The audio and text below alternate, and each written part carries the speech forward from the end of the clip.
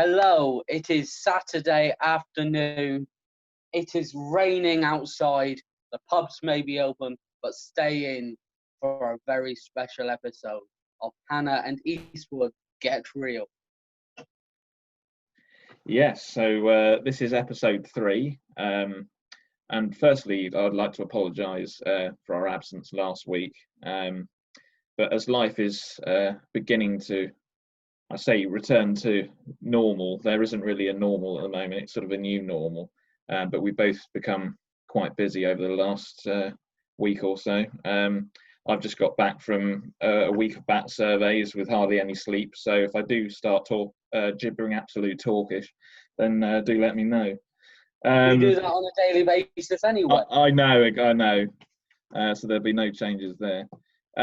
So really today's episode, with Sam's birthday coming up and stuff, we thought it would be nice to discuss our sort of best moments together, really. So the first part we'll be discussing our favourite moments of our friendship, which began in 2016. I can hardly believe it myself. It seems much longer than that.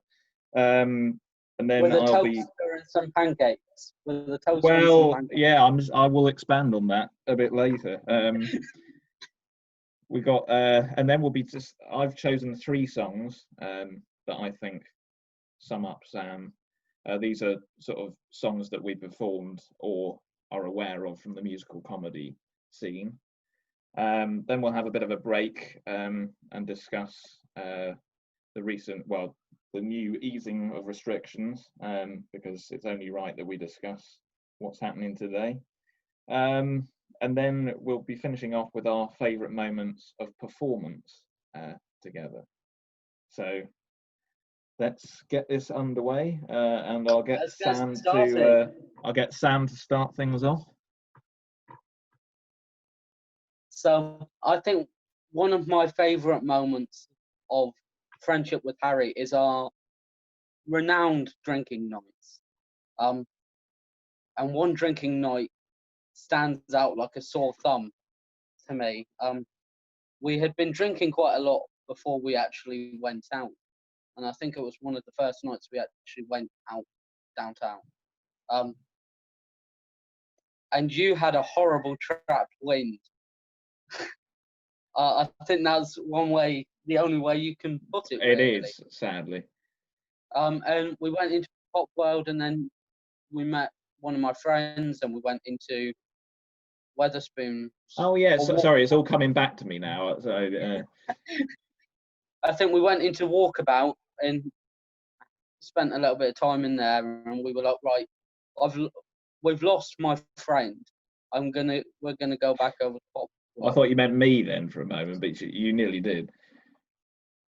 And just as we were crossing the road, up comes the drink from free drinks, and the panic on Harry's face on how do I get back into Pop World?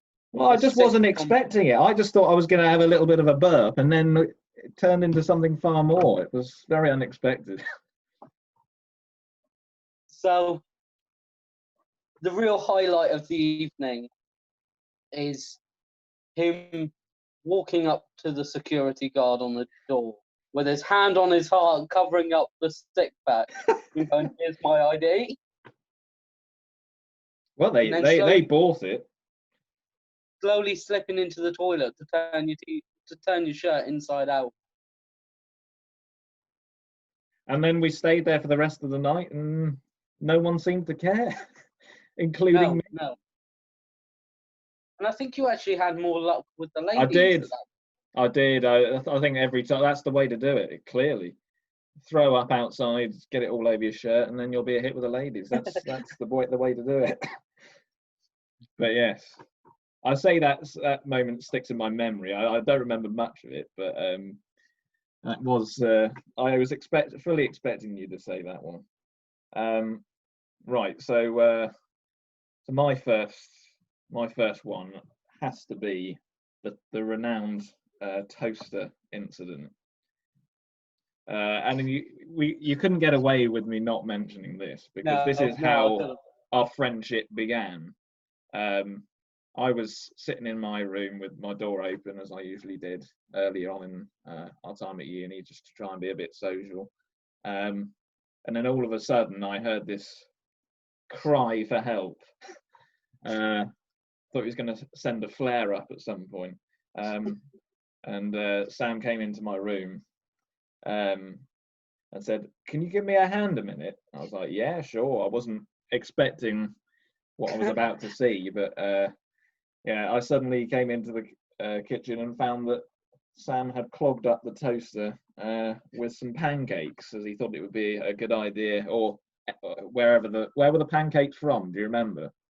I think they were from Asda, and I followed the Obviously, instructions. Asda thought it was a very good idea to clog up a toaster with bloody pancakes, and the mess was, and the black smoke you wouldn't believe, and so that's really how it kicked off. And I thought alarm bells were ringing very early on there. I thought this is going to be definitely a friendship that's going to last. And I remember Googling how to clean out a toaster because I was in such a panic. And it said put it in the sink.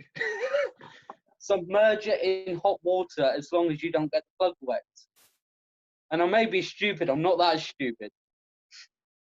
Well, it just goes to show, doesn't it? That's probably another uni student as well, who's probably done exactly the same thing, and then found that putting it in the sink was somehow a good thing to do. I don't know, but no, I'm glad you didn't do that. But I don't think I was much help, to be honest. I think I just stood there laughing. I think you did. There was nothing that you could do because it was just an abomination, that toaster. We had a bit of a curse with the toasters, didn't we? Because I think the next one we got given after that one, we plugged it in, and then a huge spark came out of it, and that one was dead as well. So we were rattling through the toaster. I think that was the one that Bradley bought with him, and he plugged it in, and say no more. And there was a huge white spark. Absolutely brilliant.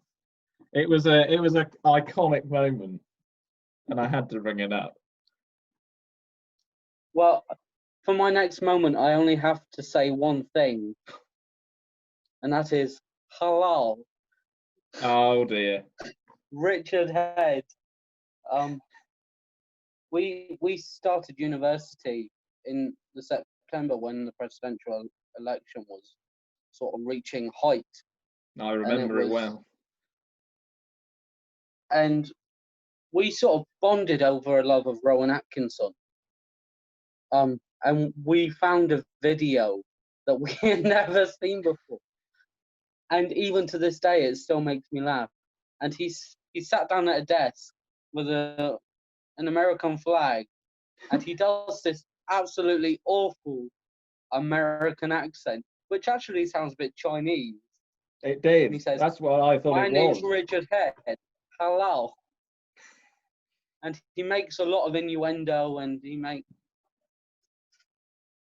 calling the White House the Pink House. Although they probably like that these days, wouldn't they? Yeah, probably. But I remember watching it a couple of times that evening. The evening that we found it, I remember we watched it back to back a couple of times. And every time it got to the halal, we just howled with laughter. And I knew at that moment that I had actually found someone who understood my sense of humour. Oh, yeah. Definitely. And that's what, once I'd realised we had a similar sense of humour, that's what led me on to introduce you to Fascinating Aida, and you've never looked back since then. So, no, never looked back. Yeah. No, that was, I remember it well, just sitting at that kitchen table laughing like hell at this video that I'd never seen before. I don't know even how we came across it. I think we were just looking up Rowan Atkinson sketches, and then it came up, I think. But yeah, still remains to be a very funny sketch. Okay. Oh, I meant to say at the start that I'm sure you after the last episode. Oh, have you got corona? Sorry. No. I forgot to say that I'm sure after last week or the last episode that you're all crying out for another cameo appearance from my parents. So I'm sure. So just wait for it. I'm sure it might happen at some point. So my second moment involves a kitchen cupboard, and this was a very iconic moment. And Sam mentioned earlier about our infamous drinking night, and this was one of the many that we had in first year, where Sam got significantly intoxicated, and I was still at a reasonable level where I could appreciate the hilarity of this moment. But for some reason, he decided to start. Oh, I think you fell into the cupboard or something, didn't you? I think you went. I think you stood up and went over to the sink or something, and then what exactly happened? I mean, asking you is probably not a good idea because you weren't with it, but I'm sure you sort of stumbled against it or something, and then you said, "What is the kitchen cupboard doing there?" I remember where it was placed. I can't remember how the argument started. I think it was just next to the sink. It was placed next to the oven, and it was yeah. It was a high cupboard, and I made the very good point of if something catches fire, the cupboard being wood would also go up in flames. But most cupboards are wood, and most ovens and toasters, for that matter, are placed under wooden cabinets a lot of the time. So you're lucky it didn't go up in flames then, actually, when you put the pancakes in. I also did set fire to a pan in first year, and I managed to put it out very quickly. Yeah. I was frying something, and I think I remember it. I think you were on the phone to your parents. Yeah. No, I think I remember you saying about it. Yeah. And I think I was dancing around the kitchen to Michael Bublé. And As you do. That's your weekend. I saw this massive flame go up, so I pulled the pan off of the ring, and it just went down. But absolutely terrifying. I wouldn't want to be in that position again.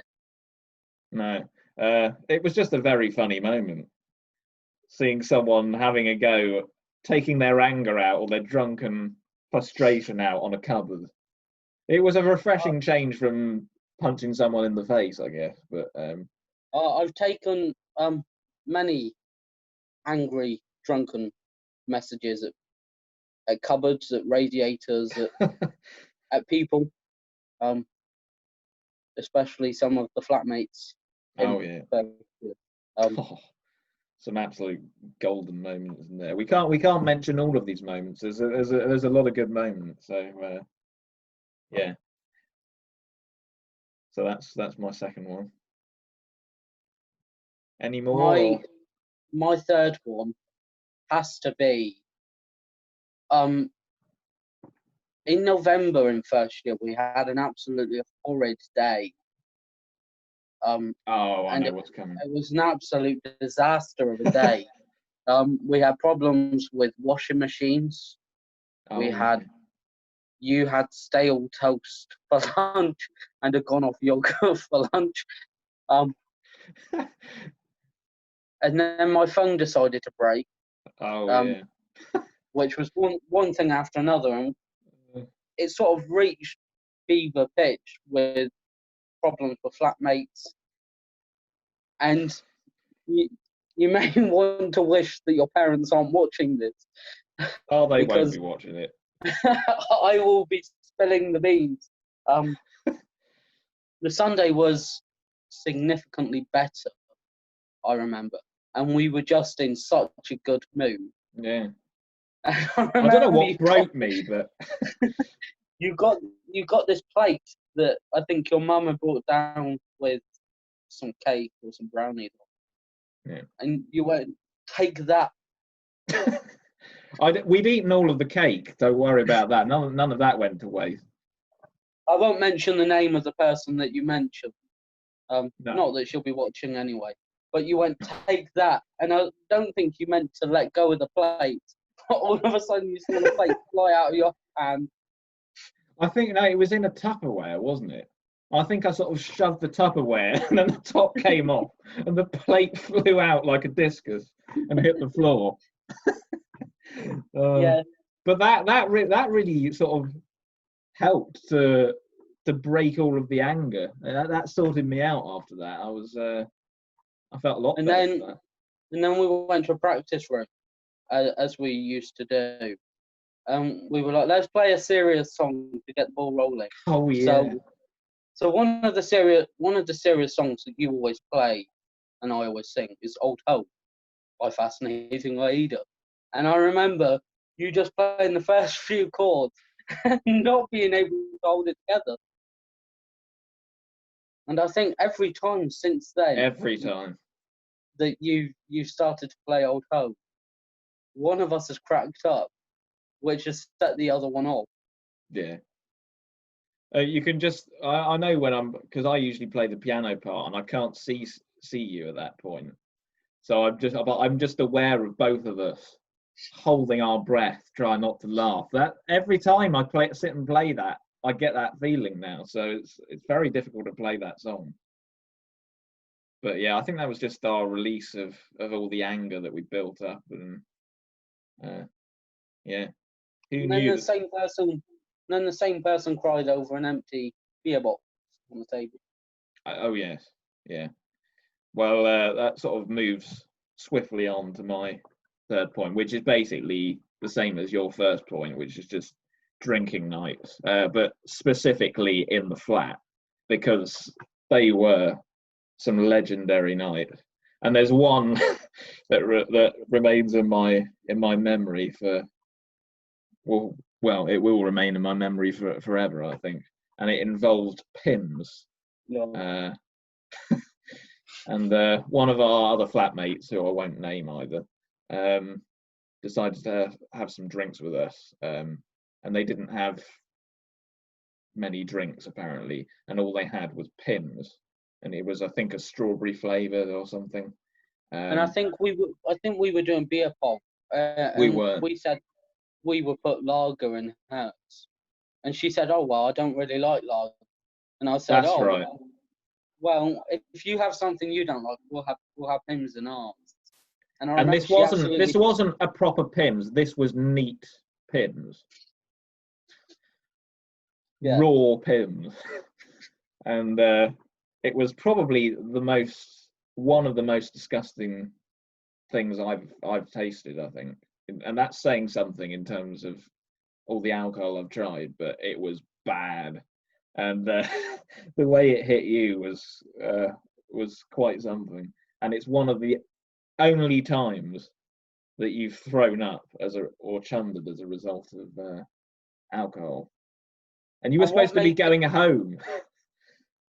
What made things worse was that it was the two of us against one of her, and she absolutely was brilliant. Us. We were already halfway to being intoxicated anyway when she joined in, so she had a bit of an upper hand. We didn't really care at that point. No, we didn't. No. I was sort of numb to the flavour of anything at that point, so although it tasted disgusting, I still drank it. And she didn't put a little amount in. No, it was like that much in each cup. Absolutely mad. But it was a cracking night. One of the best. And you were, as I kept saying throughout the night, you've got to go home tomorrow. You're supposed to be getting like the 7 o'clock train or something. And of course, it never happened. I was like, it's fine. I know what I'm doing. And I didn't. Everyone thinks they know what they're doing until they drink Pims neat. Then all hell breaks loose. But yeah, that's sort of my main three. I mean, as I say, there's many moments, but those were the three that I picked out. I don't know whether you have any more that you would like to share. No, those are the three that really stick out in my memory. Yeah. So I guess do you want to introduce the next bit? So the songs of the week this week, because it's my birthday on Monday, this is a very special celebratory episode of Hanna and Eastwood Get Real. So I've asked my good friend, Mr. Eastwood, the funny one, or the musical one, I'm the funny one, to choose 3 songs from the musical comedy circuit, either that we performed or that we are aware of, which describe me or sum me up as a person. So would you? I have no idea what he showed No. me, by the way. This is completely a surprise. Well, to me, the first song that sprung to mind, which I think many of you will sort of agree with here, is when you look at Sam, alarm bells go off. And so for me, like the first one I thought of was Alarm Bells by Tim Minchin, because that's exactly Tim what Vine, I got. not Tim Minchin. By Tim Vine, sorry, blame that on the lack of sleep. And it's a cracking song, and it just, well, perfectly sums up the toaster incident, because I just thought, blimey, the alarm bells were ringing about this guy. So yeah, that was an instant choice for me. The second one I came up with was Mistaken Identity. And the reason that I say that, pick that one is, and I think you've opened up to me about this quite a lot, that when you, in a lot of past shows, you've sort of been putting on an act, as in you're trying to play another person. So I think particularly, I'd say the last few months even, I think you've sort of realised that you don't have to put on an act, and that you sort of got your own personality is what's good about you, and people respect that and like that. And I think you now realise that you should like yourself, and you don't have to put on an act, basically. So you sort of found your identity as a performer, I guess. Yeah. So that was a little bit of deep thought from me early this morning. I say early this morning, I didn't wake up till 10. And then the last one I picked out was by Victoria Wood. We haven't actually performed this song, but Political Correctness Gone Mad, just because I know that you feel very passionately, as I do, about what's been going on recently, and that political correctness is getting ridiculous, and it's getting to the point where we're not allowed to say anything anymore without causing offence or be called a bully or a racist or sexist. Well, you know that, bro. You know that from a friend from uni, about being called a racist and horrible person and stuff like that. Yeah. So. Exactly. So yeah, politically correctness gone mad is, I think, sums up the both of us really, that we think the world's gone mad. So yeah, those are my picks for this week. And what we'll do is we will, when we upload this to Facebook or YouTube or Twitter or wherever we put it, we will put Twitter. That would be a step, wouldn't it? We will put links to the songs so that you can listen to the songs and you can make your own mind up. Maybe if you feel a different song describes me, or maybe if you want to describe Harry with the song, God help me. mention it in the comments below. Yeah, and as I say, like, opinion, like, it doesn't matter if you've got any other opinions. Like, everyone is entitled to their own opinions, and we got to remember that in 2020, that we don't have to agree on everything. So yeah, please do comment any ideas. So we'll have a bit of a break now, and and talk about the changes that have happened today with the pubs opening, the hairdressers opening. Now I'm very pleased about that one, and then campsites and hotels as well. What are your opinions on this? Well, I've heard many times that today has been dubbed Super Saturday because everything is opening. Yeah. Or the majority of things are reopening now. Now, anyone who knows either Harry or me knows that we do like a good drink the majority of the time, and I think if you will find me at home, you will find me with a beer in my hand watching the TV. But I won't be travelling to the pubs. I won't be travelling to the pubs or the barbers at all. No. I will get my dad to cut my hair when I feel appropriate. I'm happy with my hair at the moment. But I think opening pubs is stupid at the moment. When the deaths are still so high, I mean, they're not as high as they were a couple of months ago, but they are still in the hundreds. 137 people died yesterday. There's no way that you can control a group of drunken people.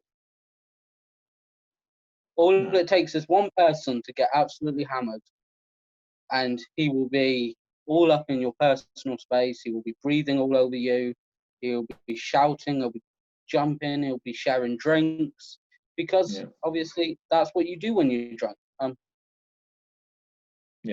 So, in my opinion, it's far too early. Far too early.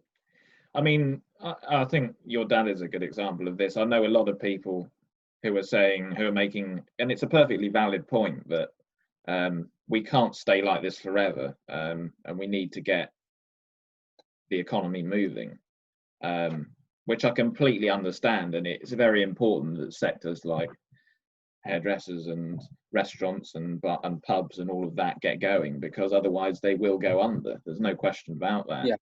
But you've also got to weigh up the risk, and I do agree that the risk is far too high at the moment.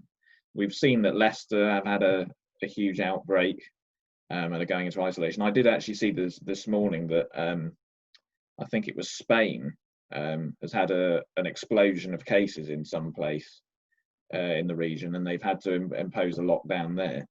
And I think with just opening the pubs and all of that, as well as the campsites and hotels, is just asking for trouble, because you're going to get double the amount of people that there would have been if you hadn't allowed people to come on holiday. They should have opened the pubs before they opened the campsites and hotels, because then you would have had just the locals, and you wouldn't have the influx of visitors that's going to completely overwhelm all of the pubs. I'm going nowhere near a pub for at least a few weeks until it's calmed down, and until I think the risk has been reduced. My main worry is that the government are putting the economy before public health. And you may feel differently about that. No, I do agree, but I feel that their strategy for this is completely wrong. If they were worried about the economy, they should have done what New Zealand did, and did a short, very, very strict, and I know this would have caused problems because people don't like being told that they can't go out and do anything, but it should have been even stricter. We shouldn't have been basically allowed out of the house like some of the other countries, unless it was for food. Like exercise was I think too flexible, to be honest. As much as it was nice to be able to do it, I think if we had just done a shorter, very strict lockdown and closed all of the borders, because we're an island like New Zealand, and that would have made sense. But apparently it didn't make sense to the people in government. And then we would have been able to control it properly. If we got testing and tracing working, we would know exactly where we were. And and then we'd be able to come out of it like New Zealand has, with absolutely no restrictions, no social distancing, none of all of these regulations that businesses are having to put in place and stuff. We could have just opened up the entire economy with no issues. So that's my view. I think if you wanted to protect the economy, they should have done a hard, short lockdown, control it properly, eliminate it, and then you can just open everything up. I mean, the economy cannot get going again with these restrictions in place. That's my opinion. I feel exactly the same. I have family in New Zealand, and they are now completely out of lockdown. Their life has returned to normal, and that's not a new normal. Obviously, they will still contain the virus. So if you do think you have the virus, self-isolate and all of this, but they are meeting up in public again. Churches are open, and this is another thing that really confuses me as a churchgoer. Churches are allowed to reopen for public services, but you're not allowed to sing. No, and I think it's one person per pew, isn't it, or something like that? Is it? Yeah, I think that's the I think case. that's what they said on the news last night. Yeah. You're not allowed to sing, and you're not allowed to greet people with like handshakes or anything. Well, I can understand the handshake, which but makes sense. And churches don't tend to be huge spaces anyway. And especially with pews, there's no way you can contain the 1 meter distance because someone's head will always be in front of you. Well, it's basically like a theatre, isn't it? You've got rows of seats, you know, people sitting beside you, behind you, in front of you. It's basically a theatre. So how come they're allowed to open, they're allowed to open churches, but they can't open theatres? My point exactly. It hasn't been clearly thought through. There's too many silly things that haven't been taken into account. Like the theatres, I think they've said like they will open, but there won't be any live performances. Well, I'm sorry, but what's the point of a theatre if there's no live performances? It makes no sense. There must be some way they can open up. I mean, even if you have like, because it's now reduced to 1 meter plus, if you have like a seat in between two people, that's probably a meter, I would say. Yeah. And then you have the seat in front of you is clear and the seat behind you is clear. So I know the capacity will be dramatically reduced, but that's what you've got to deal with. If you want them to open, which they're going to have to, otherwise the theatre's going to be done if they don't sort something out. There's ways of doing it that I just think they need to apply themselves and actually think about how they can do this. And as a fascinating Aida fan, I did bring this up in the debate with my dad. When theatres do eventually reopen and live performances are allowed to take place again, I imagine Fascinating Aida would have to rewrite their show completely, mainly because they have two pianists. Michael plays the piano for one part of the first half, and then Dilly takes over, and the same again for the second. I mean, you can't get much worse than a piano for spreading diseases, can you really? Because No. Obviously the touch, you can't get away from it. You'd have to sanitize the keys after every person has used it. That would be an issue. And I can't see Dilly introducing a song whilst holding a bottle of disinfectant spraying the piano. As funny as that would be. Excuse me a minute. Bear with me for half an hour. Sorry, while we just spray the keys with flash. It's very worrying though if you're in theatre or performance very worrying for them, because there doesn't seem to be a clear point at which they're going to be able to go back to work when And shows are going to. I plus, mean, it's going to be probably at least a year looking at it at the moment, the way that's going. I mean, surely and, most theatres and cinemas and stuff are going to close because they'll just go bankrupt. and plus, with acts like Fascinating Aida who meet the audience after, Well, yeah, they wouldn't be able to do that. they won't be able to do that. I remember when we went to see them in February, we went to Yes. get signatures, and a guy got very close to Adele's face, and she said, "It's personal space, darling." Yeah, so in a she very must be dramatic rejoicing at way. the 2-metre distance. But you obviously can't give them tickets for them to be signed because they would, No, unless they wear gloves. it wouldn't. That wouldn't work. But I still think they could find a way of opening theatres just by doing the equals the spacing in between each person. I know it If would be there's like half if the audience that they would normally be able to fill, but it's better than nothing, isn't it? if they're saying football fans can return to the stadiums for September when the the new season starts, why can't theatres reopen? And they've also said, actually, another absolutely ridiculous thing. I mean, I'm not a fan of cricket at all. I despise it. But they've said that cricket can't begin again because of the teas and the locker room or something like that. I mean, complete farce. Complete farce.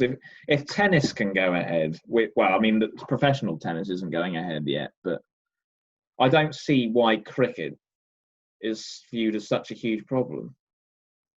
And if No football different can from go any ahead, other sport. football can go ahead as a contact sport, and I'm an avid football fan at the moment, so I've been watching all of the football games. Yeah. And they kick the ball around.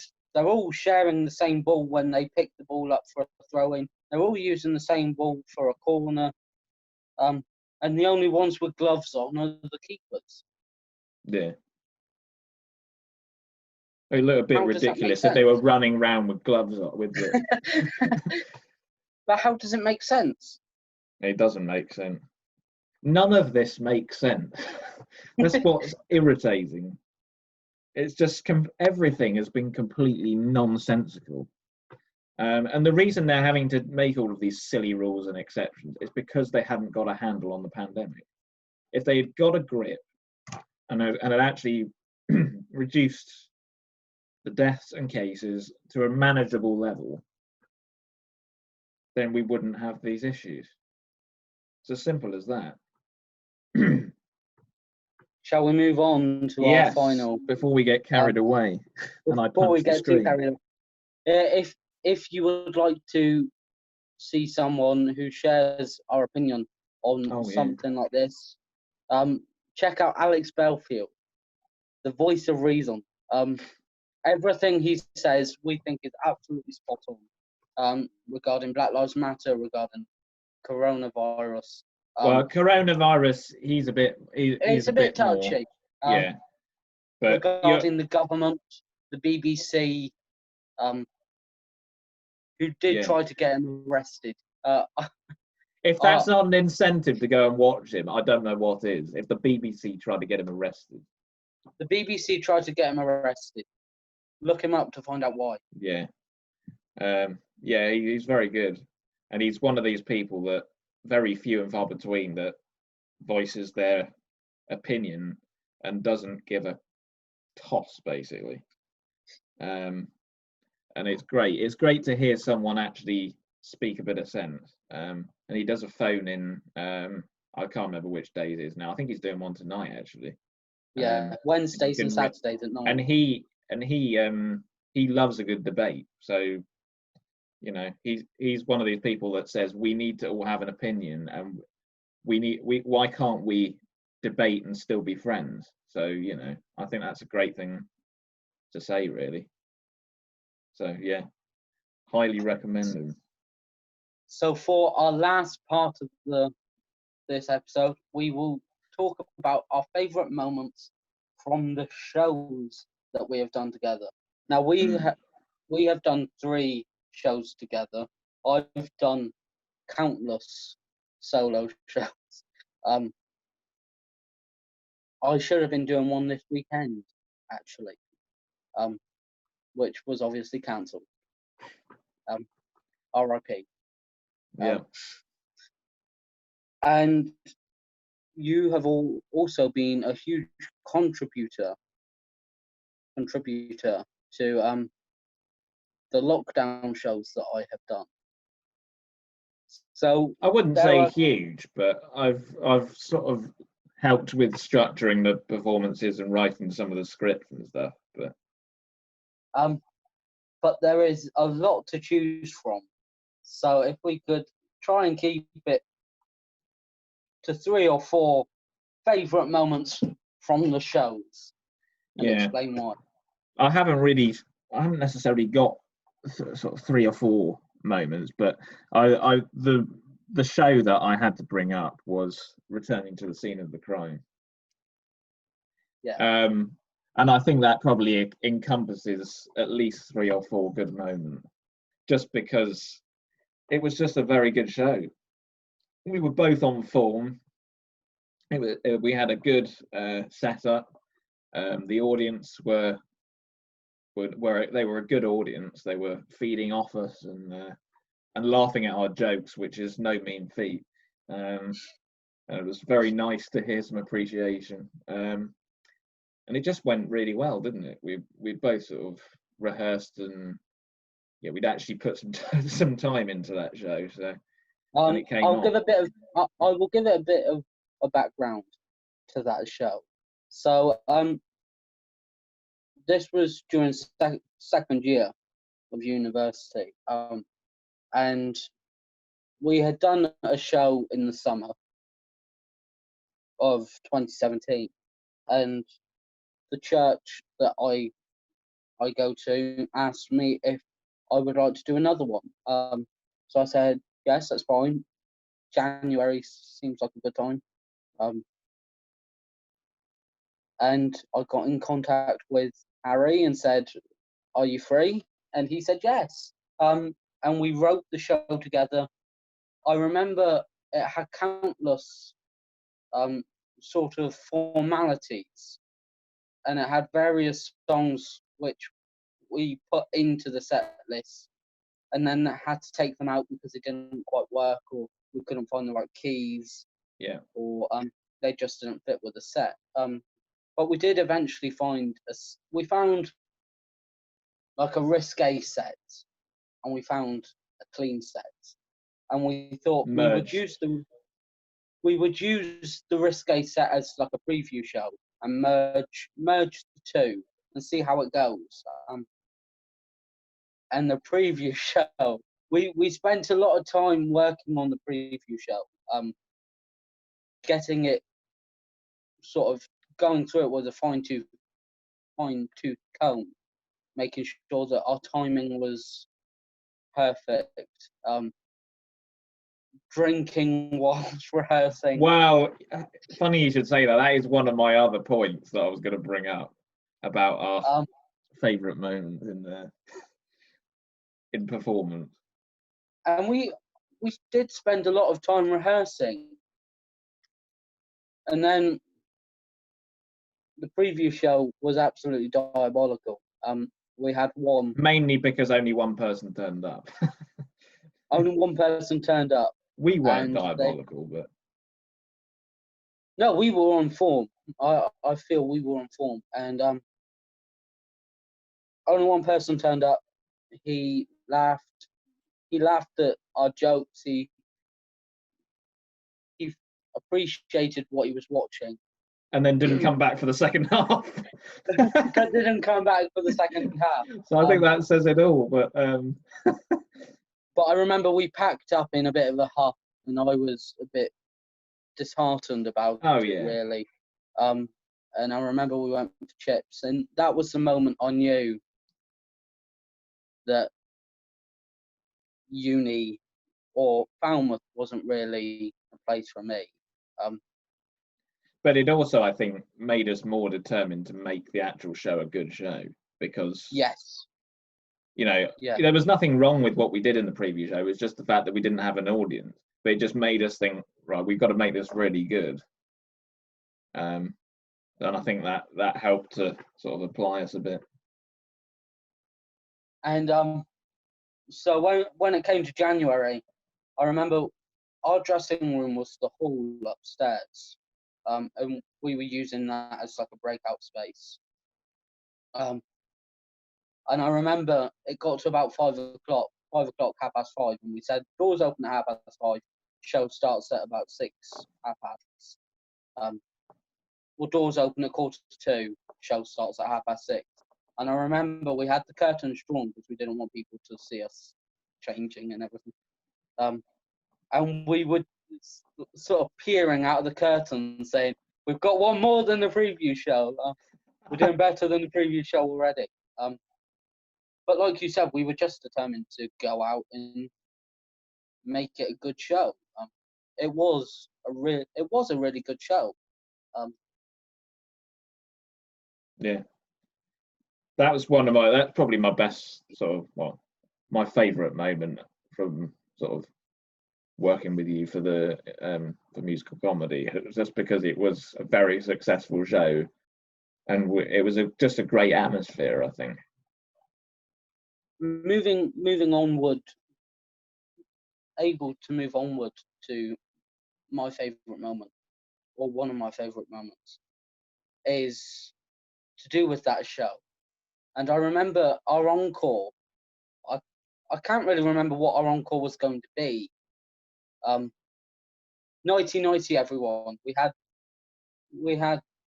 2 encores, I think, and we used them both. And I remember it was before the first half, and we were getting ready for the show. And I had my trusty book of Fascinating Aida. Yeah. Fascinating Aida music, and I just so happened to have the music for Little Chef. And I remember I used to use it as a warm up, really, because it's quite an operatic song, and it's completely unaccompanied, so I don't need piano. You just choose the key that you're going for and stick with it. And I remember you howling with laughter because it was so operatic about Little Chef, a passionate operatic song, and then the substance is actually Little Chef. I thought it was brilliant. I hear you calling. I think that is one of my favourite songs from that show. I think it was just a fine choice, stroke of genius, fine last moment choice of song.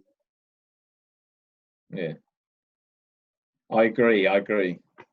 It was a moment of inspiration when you came up with that, because we were searching for another encore, weren't we? And then you just said, "I'm going to try something," and then and I'd never heard this before, and from then I was enlightened about Little Chef. Another firm fan favourite whenever we perform. Again, appeared as an encore that shouldn't have been an encore, really. And it happened at the first show that we did.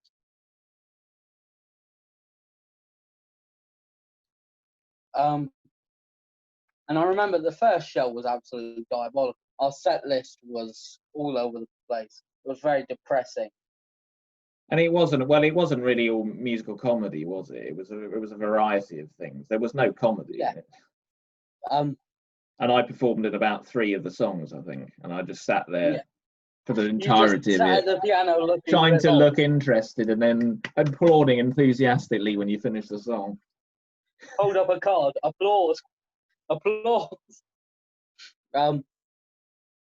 But we finished the set with Old Home, which, looking back, is a very strange. It's not exactly a go out with a bang sort of song, is it? But and I just remember people shouting more, more, more.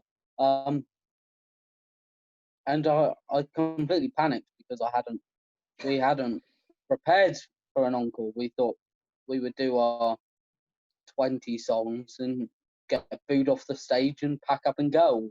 yeah. And I think I had the book of material that we were using. So I think I had the script and stuff and the music and stuff. And I had the fascinating Aida songbook. And I panicked and I opened the book and it was either this song or a song about the Cold War. And I decided to go for this song.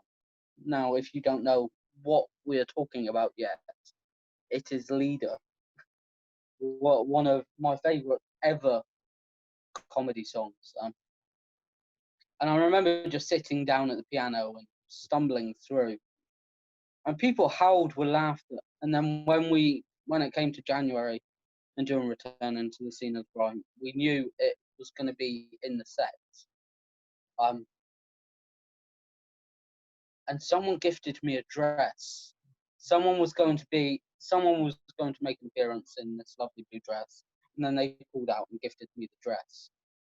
And so someone knew you very well and thought they'd donate you a nice gift.